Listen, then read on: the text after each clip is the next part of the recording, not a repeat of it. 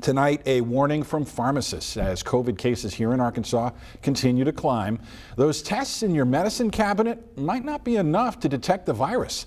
As THV 11's Ian Russell shows us, the precautions they are suggesting aren't anything new, but they work. The summer's been busy for Daniel Cate. The last couple months, we've had pretty large uptick just in our part of the community of COVID cases. For many, COVID may seem out of mind, but as an owner of Marketplace Pharmacy in Little Rock, it's never left his. In fact, when cases go up, so too does the number of people asking questions. A lot of folks have been asking about vaccinations. Should I still get one? And our answer is yes, cases are on the rise. Those are the same recommendations he gives, whether they're seeing a spike in cases or not.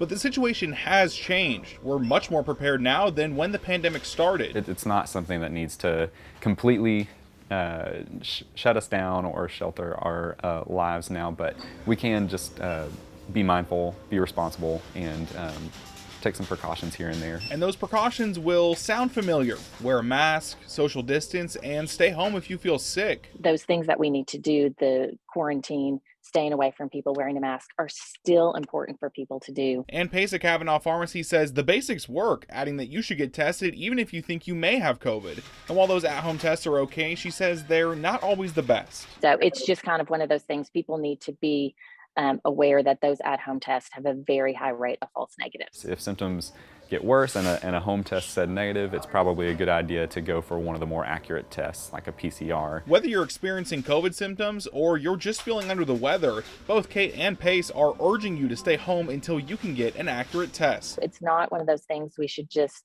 blow off and go, it's just part of our life now. We still need to make it an important part that people are doing the responsible thing for themselves and for their community. In Little Rock, Ian Russell, THV 11 News. And to hammer the point home, more than 1,900 new cases today, and every county in the state is currently seeing high levels of transmission.